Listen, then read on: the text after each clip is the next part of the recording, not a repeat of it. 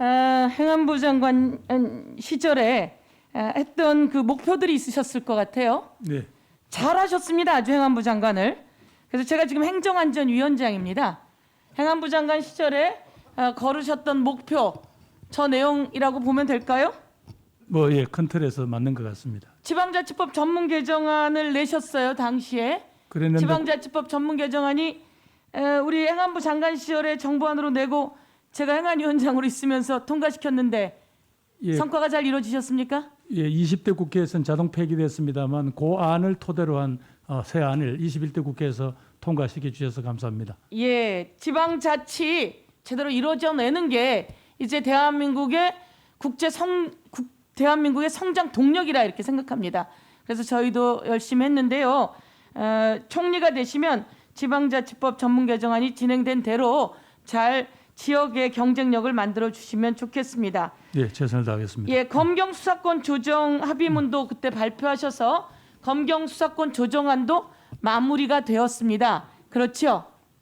네, 그렇습니다. 아직 예. 조금 아마 기관 간에 조금 더 조정할 부분이 있는 것 같습니다. 예. 예, 맞습니다. 검찰이 기소권과 수사권을 다 가진 나라가 있습니까?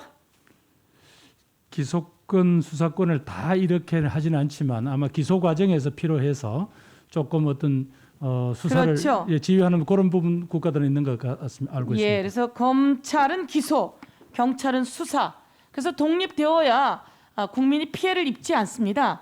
검찰이 수사도 다 하고 기소까지 다 해버리면 그 사람 당연히 수사하고 있으면 기소하고 싶은 게 당연한 거 아니겠습니까? 내지는 중간에 자신들이 잘못한 일을 교정할 시간이 없죠. 잘못한 일도 교정하지 않고 피의사실 공표를 수시로 흘려서 국민들에게 피해를 주는 이런 내용을 없애는 게 진정한 검찰 개혁이다라고 해서 검찰 개혁을 해왔다라고 하는 걸 다시 한번 강조드리겠습니다. 소방 공무원의 국가직화도 내셨습니다. 맞죠? 예, 저 부분은 예. 자부심을 느끼고 있습니다. 자부심을 느낀다고 하셨습니다. 예, 그건 조금 이따 제가 다시 한번 아까 고성 속초에 산불이 있었어요. 그때 정리를 하면 산불이 엄청났습니다. 실제로 엄청났는데 해남에 있는 소방관까지 올라왔습니다. 그렇죠? 그게 예. 바로 행정안전부 장관과 문재인 정부가 했던 소방공무원의 국가직화. 전국에 있는 소방공무원들이 고성 산불로 모였습니다. 그리고 우리는 정말 큰일 나는 줄 알고 하룻밤을 지냈는데 진화시켰습니다. 그 현장에 계셨던 거죠? 예, 그건 제 공은 아니고요. 그건 예. 우리 정부가 출범할 당시에 대통령 후보 시절에 약속한 부분이고 그 부분을 차곡차곡 진행시키고 있었는데 거기에 여러 가지 사기가 고무된 전국의 소방관들이 자기 지역이 아니면서도 불구하고 모두 맞습니다. 다가 지원을 나와주어서 네. 800여 대 이상의 소방차들이 속초 고성으로 모여들어서 잘 진화가 됐습니다. 어느덧 그런 일이 생깁니다. 큰 재난이 생겼어요. 그렇지만 우리는 정부를 믿고 있습니다. 그러면서 모든 국민이 함께 그 재난을 수습하기 위해서 뛰고 있습니다. 이게 이 코로나 위기에서도 이 어려운 위기에서 온 국민이 함께 힘을 합쳐주고 있기 때문에 어려움도 고통도 참아주면서 힘을 합쳐주기 때문에 대한민국의 K방역이 세계 최고다 이렇게 되고 있는 것은 재난에 대비하기 위한 문재인 정부 그리고 행정안전부 장관의 역할도 컸다 이렇게 사실은 격려를 해드리고 싶고 기본은 국민이시죠. 그렇게 말씀을 드리겠습니다. 행정안전부에서 재난 대책을 제대로 세우려고 했던 이유는 4.16 세월호가 있었습니다. 세월호 때 국가 컨트롤이 없었어요. 수백 명의 아이들이 국가 컨트롤 타워가 없으면서 청와대도 컨트롤 타워가 되지 못하고 행안부도 컨트롤 타워가 되지 못하고 그러면서 아이들이 살아나지 못했습니다.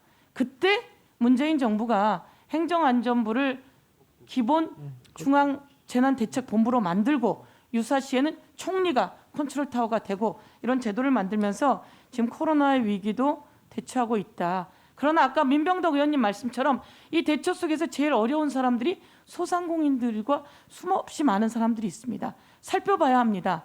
문을 닫으라고 했는데 문은 닫았는데 임대료는 나가야 되는데 장사도 못하는데 그리고 어떤 곳은 16배 중과세까지 합니다. 유흥이라고 해서 이렇게 16배 중과세까지 하게 되면 어떻게 살아나겠습니까?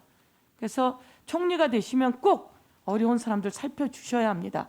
그리고 우리가 지금 경제가 도약을 하고 있는 이 어려운 시기에도 그 나오는 그 여유를 가지고 많은 어려운 사람들에게 나눠줘야 된다 이렇게 생각합니다. 어떻게 생각하십니까? 의원님께서 말씀하신 대로 이 코로나19라는 이 엄청난 재난을 극복하는 과정에서 협조하신 국민들께 감사하고 그 과정에서 특별히 피해를 입은 분들에 대해서 국가는 외면할 수 없습니다.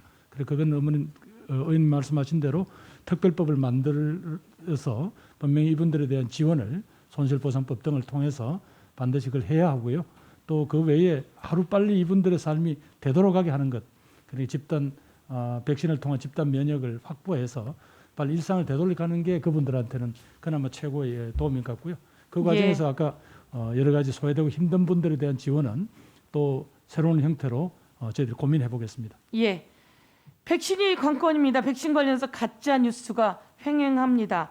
혹세무민하고 있고 여론을 호도하고 있습니다. 가짜 뉴스에 대해서 철저히 대처를 해야 합니다. 백신 재고 바닥나 접종 중단 상태 가짜 뉴스죠? 그렇습니다. 예. 예. 화이자가 바닥났다. 물량 부족으로 1차 접종 중단 가짜 뉴스죠? 1차 접종을 조물량이 이제 1차 접종된 분이 2차로 지금 가고 있는 겁니다. 예, 가고 있는 거죠. 예. 5월 5일에 43만 회분이 도착했습니다. 집단 면역하는데 6년 4개월 걸린다. 가짜 뉴스죠? 그렇습니다. 예. 예. 가짜 뉴스 국민을 현혹하고 나라를 좀먹고 있습니다. 가짜 뉴스를 선동하는 집단도 많습니다. 그러면 가짜 뉴스에 대한 대책을 오늘 말씀해 주십시오. 위원장님 조금 말씀드릴까요? 간단하게 하십시오. 예. 뭐 가짜 뉴스 말씀 주셔야 됩니다. 가짜 뉴스에 대한 대책. 예.